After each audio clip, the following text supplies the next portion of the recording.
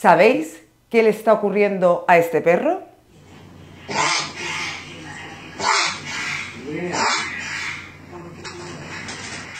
Está sufriendo un ataque de tos seca provocado por un colapso traqueal. En el consejo de esta semana os hablaré de esta patología tan frecuente en vuestros animales de compañía.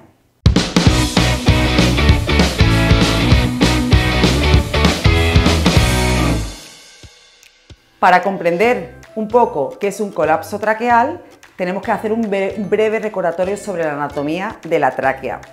Fijaros, os he hecho aquí, os he traído un tubito que imaginaros que es la tráquea de vuestras mascotas. Es un tubo corrugado pero que imita muy bien a la tráquea canina. Fijaros, estos anillitos, ¿vale? O estos círculos diríamos que son los anillos traqueales. La anatomía de un anillo traqueal es muy sencilla, ¿vale? Este circulito, que es el anillo, está formado por un cartílago, que es esta parte azul, una mucosa que está en el interior y un músculo traqueal, ¿vale? Bueno, pues es muy sencillo. ¿Qué es un colapso traqueal?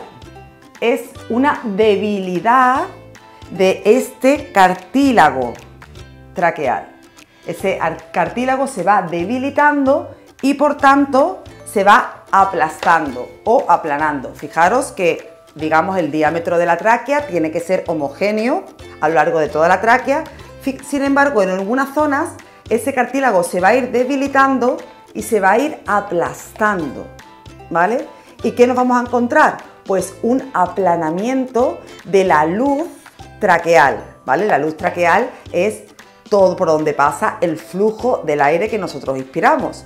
Bueno, pues al aplastar, evidentemente, vamos a encontrarnos menos orificio, menos espacio por donde pasa el aire. Fijaros que en vez de pasar por un tubo con un diámetro así de gordo, es como si ahora se convirtiera en un diámetro de una pajita. ¿Qué vamos a observar? Pues vamos a observar que el animal tiene tos en determinados momentos, como puede ser cuando el animal esté excitado, cuando tenga ansiedad, por ejemplo, cuando lo saquemos a pasear y le tiremos del arnés o del collar en la zona de la tráquea, o por ejemplo, suele ser muy frecuente cuando el animal ingiere agua o comida. Fijaros que es a esa debilidad del cartílago articular lo juntamos con una serie de factores que son desencadenantes, es decir, son causas que predisponen que se provoque el colapso traqueal, y estas causas son, por ejemplo, la obesidad. La obesidad es un factor desencadenante del colapso traqueal. Otro, por ejemplo, es la cardiomegalia, que el corazón aumente de tamaño. Otro factor desencadenante podría ser las infecciones o inflamaciones respiratorias. Fijaros que si hay una inflamación, ¿vale? Pues la mucosa que hay en el interior se va a inflamar. Por tanto, va a ocupar más espacio aquí y por tanto vamos a tener menos capacidad respiratoria, porque vamos a tener menos espacio para respirar.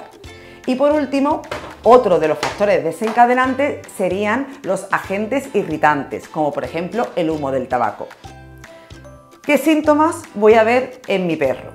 Bueno, pues evidentemente, como hemos dicho, va a haber una disminución del flujo de aire entrante, ¿vale? No me va a entrar la misma cantidad de aire que antes, porque tengo menos diámetro para respirar.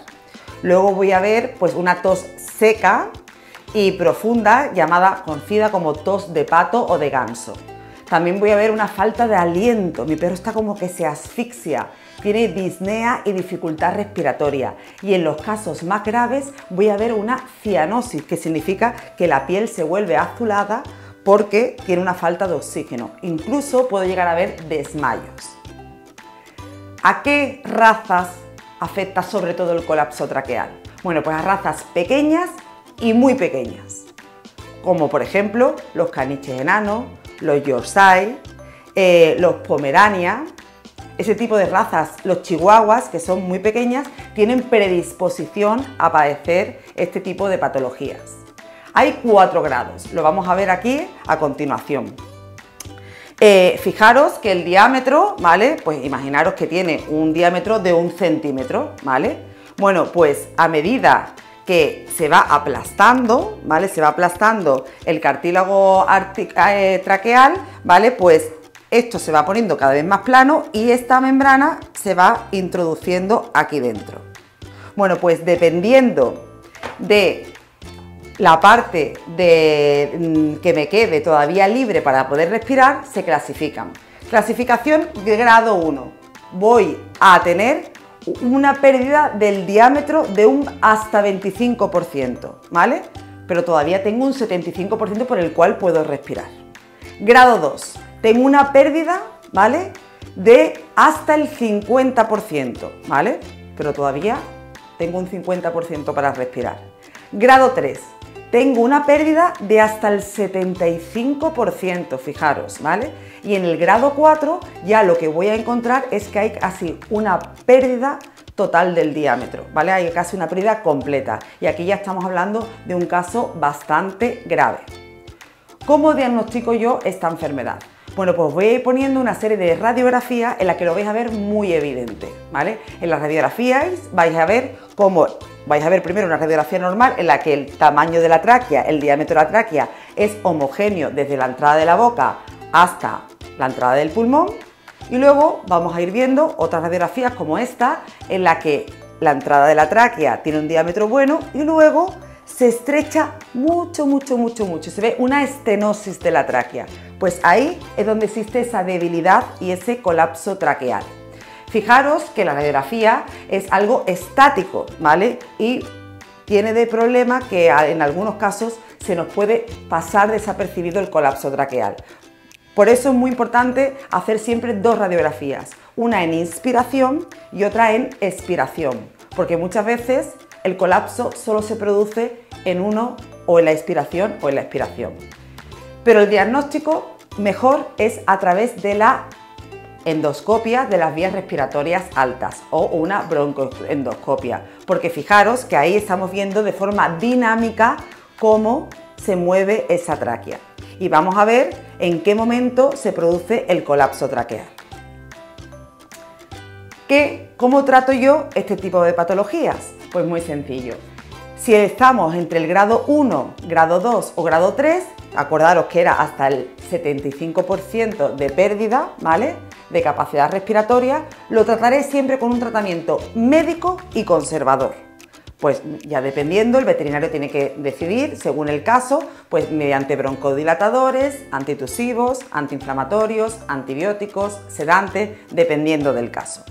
Solo en casos graves, como es el grado 4 o grados 3 muy avanzados, optaré por un tratamiento quirúrgico, ¿vale? Que vais a ver un vídeo a continuación que consiste en meter prótesis endotraqueales, lo que se llama un stent, que es como una especie de malla que yo voy a introducir dentro de la tráquea y lo que voy a hacer que luego eso va a dilatar y va a hacer que ese aplastamiento que tenía la tráquea, ¿vale?, este aplastamiento, si yo meto por aquí un tubo y dilato, vuelvo a colocar los anillos en su posición inicial.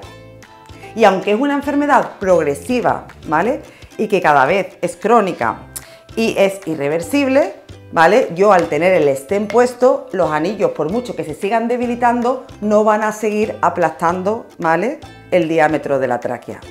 ¿Cómo puedo ayudar a mi perro? Muy sencillo, ¿vale?, evitando o controlando esos factores desencadenantes de los que hablábamos anteriormente. Pues uno de ellos, por ejemplo, es controlar la obesidad. Evitar los irritantes, como por ejemplo el humo del tabaco. Evitar el uso, por ejemplo, de collares o arneses que le tiren de aquí. Evitar también, muy importante, las infecciones respiratorias, como por ejemplo la tos de las perreras, que haré vacunar a mi mascota para que no tenga una traqueitis infecciosa canina.